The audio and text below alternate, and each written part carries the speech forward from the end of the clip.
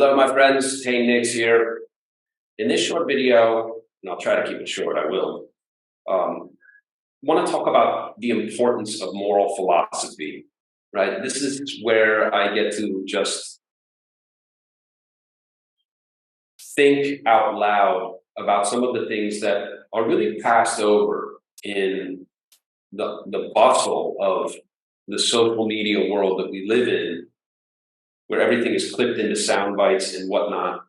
And a return to some of the classic values, if you will. If you have a classical education like I gave myself, you know that these themes matter throughout history. And even though something like moral philosophy was in fact the point of philosophy, it was the point of thinkers and thinking to try to figure out the best way to live. It's a worthwhile thing to ponder, right? It's a worthwhile pursuit and a worthy discipline to commit some of your time and effort to. I've spent some time stroking my beard and scratching my head about these questions. And so why does moral philosophy matter? I was thinking about this on my recent trip to Panama. Moral philosophy matters because you want a basic set of parameters that help you make sense of the world on the one hand, but also how you should act in it. In some ways, you could break down what's happening today, what's happening around us, the tremendous betrayal by people in charge of institutions that affect all of society, from medicine to the higher, politics writ large, right? The creating of wars and enemies and all of this. Remember, all of this is being done by people. Human beings are doing that. The rollout of gene therapy injections, which was lied about at the time that it was done, right, that harmed a lot of people, and that you're not allowed to talk about the people who've been injured, and right, all of this that's taking place, that's being committed by people.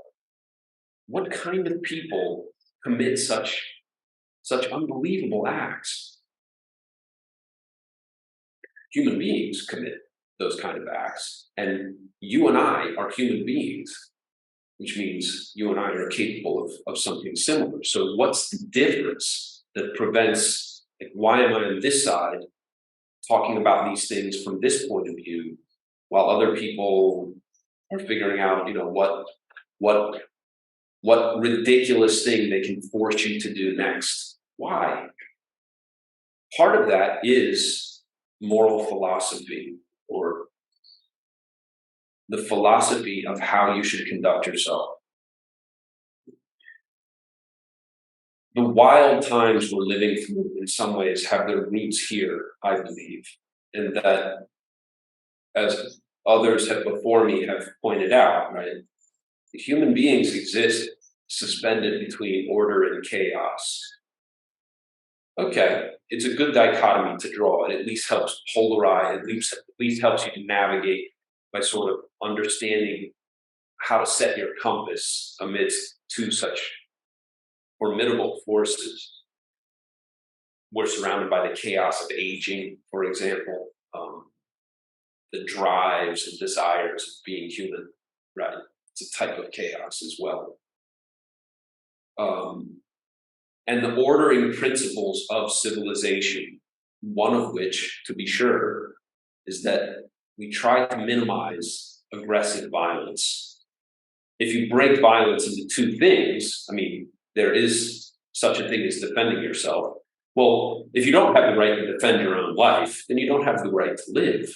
So at the level of natural law, let's say, not law given to you by any government or potentate or king or emperor, just the level at which nature actually decides how things operate, you have the right to defend yourself. That's a type of violence. If you have to commit violence in defense of yourself or your family, well, what's the difference between that type of violence and aggressive violence? If you walked into your neighbor's house with a gun and pointed it at him and told him to do something, very few people wouldn't understand instinctively that that's a commission of a very ugly, heinous act, right? An aggressive act. If you order him to do something and he doesn't do it, you actually shoot him for not obeying. It's clear that that's a violation of the most basic tenet of human relationships. Whether or not you are wearing a uniform and working in the service of some imaginary entity called the nation, or because your government and your superior officer told you to do this, has no real bearing whether on the moral philosophical tenets of aggressive violence. In other words, if you blow up a pipeline or invade a country on pretense that wasn't true, oh, Iraq has weapons of mass destruction, we're going to invade. I know people personally who were in the US intelligence community and knew that that was a lie before the invasion happened. It's every bit as much of a crime and every bit as much of a heinous act of aggression to do that when you're wearing a uniform as it is to do it if you walked into your neighbor's house and did it. So says moral philosophy. Without the tenets of moral philosophy, without some kind of principles that stand between your own very likely ability to commit wanton acts of heinous violence and the thin membrane that separates us from that kind of behavior and keeps us on the side of civilized, polite interactions where people actually do seek to help one another, even if it's for a profit, especially if it's for a profit. What is more motivating than getting wealthy by helping other people? I mean, to the degree that your wealth is a sign that you've been hard at work figuring out ways to help others, you deserve your wealth. You should be proud of your wealth. That's the best reason to be wealthy.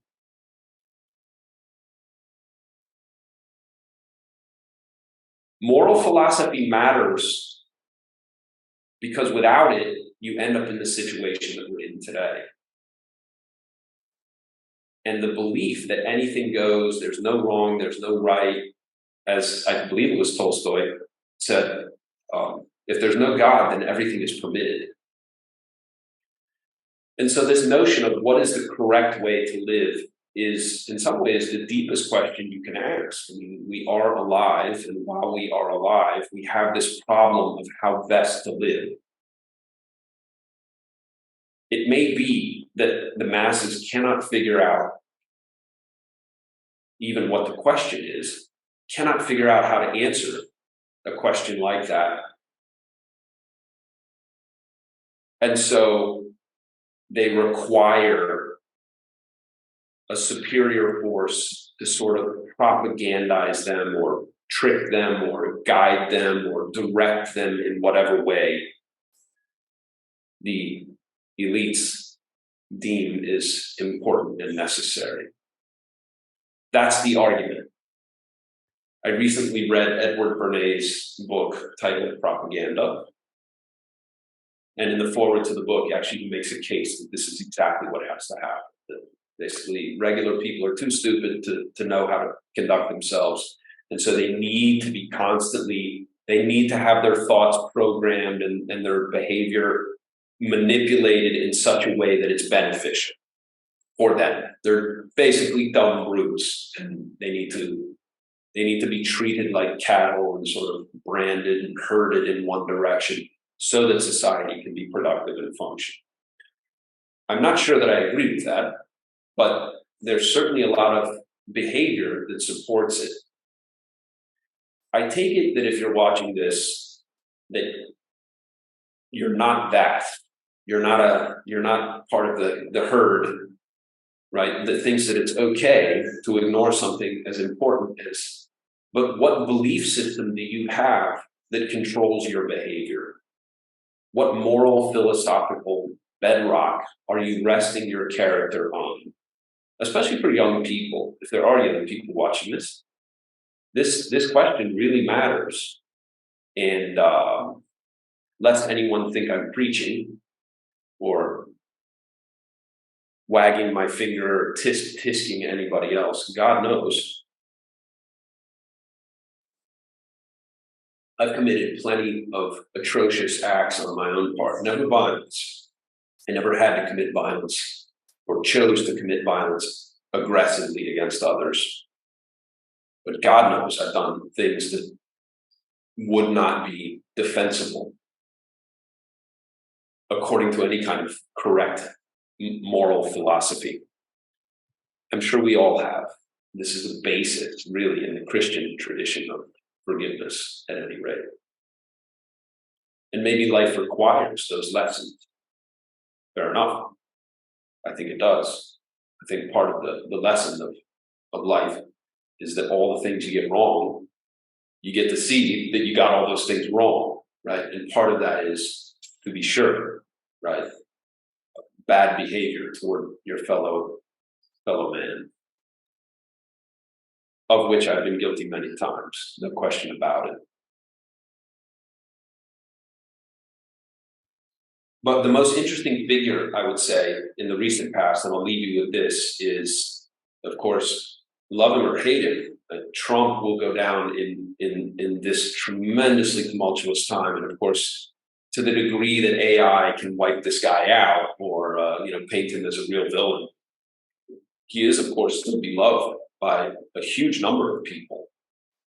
And the reason I bring up Trump, not to panegyrize the man, but because he's an example of, he has no real moral philosophical core to act from. He is basically an opportunist. He has better belief structure about the cultural tradition of America, the idea of America, the United States writ large, and certainly better ideas than the collectivist kind of censorship society where, lying elites will get away with anything. I mean, the amount of nonsense that was pumped out in the New York Times in the last several years would truly sink a ship. And some journalist who was even reprimanded by the paper itself won some kind of journalism award. And all of the comments in Twitter, I'll see if I can dig it out, I'll put it at the bottom of this video. All of the comments in Twitter were absolutely corrosive, proving that, quite frankly, the masses are not fooled by the nonsense taking place. There's still some notion of right and wrong in the dirt wisdom, if you will, of regular people. But that you take a figure like Trump and you think, but what if he did have a moral philosophy that was actually based on something other than, hey, how do I get elected? How do I stay relevant? How do I get back in the press? And wow, it just beggars imagination to try to make sense of where we would be had this guy had the real backbone of somebody with a real philosophical core, a kind of throwback to an old generation where popularity and wealth wasn't the most important thing for a leader, but real character was.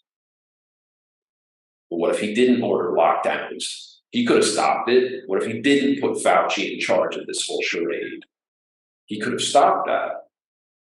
What if he didn't, increase the debt, by $8 trillion or whatever, right?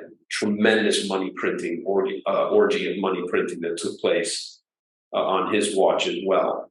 What if, right, there was still one person in a position of authority who had some kind of moral, philosophical compass heading, right, that was at true north, and that flawed though we all are, there was still one leader that was willing and able to make a difference. For that reason alone, Trump is an interesting study. The people in charge now, of course, are pure collectivists. It's not even obvious that President Biden is in charge of anything. seems obvious, actually, that other people are running the show and that he gets propped up and told what to say. These are the times that we're now living through. And it's not obvious how we're going to get out the other side. I created the expat files to help navigate exactly these times. Now is the time to put distance between yourself and these people who so clearly lack any kind of moral, philosophical guidance of their own, internal kind of gyroscopic compass of their own. If you don't make decisions about what's going to happen to your family, your wealth, your life in the years ahead, other people are going to make them for you. And the people who are going to make those decisions for you are the people not only least qualified, but that you would least like to be making those decisions about your life. That's my message to all of you. The Expat Files was created to help good folks come out the other side of this thing that we're headed into. If you want my help setting up your own plan B, we have this down to a science. Most of you could get what I like to call a bulletproof plan B. And there's one specific thing that puts you out of your biggest danger right now, which is putting distance between you and your home government. How do you get your own wealth and your life out of the reach of your home government? For most of you, that is the step that needs to be taken now. The good news is you can also get wealthy doing this. You can, real estate in developing parts of the world is insanely attractive right now. I have properties that I've made tremendous gains on. There's still such opportunities available. And so you should be thinking about not just, hey, in the worst case, you'll have a safe place for you and your family to go. In the best case, you could end up making an 80x. I'm up 80x on a property that I purchased 23, 24 years ago. And I got to live there for free the entire time. That's what we do here at Expat Files, but this issue of moral philosophy, and I'm going to come back to it. I think the time is right to talk about this, and it's important that you think about your own moral philosophy, and also the debate about the correct way to live isn't lost in the midst of more blabbering noise on social media. And so that's what we're trying to do here. Send me your comments. I'd love to hear from you. What do I have wrong, right? What is it that, especially if you think I'm wrong, tell me why. I'd love to hear from you. And if you want my help, please contact me below. There's a link below here. I'm happy to help you with your own plan B. Thanks very much. More to come.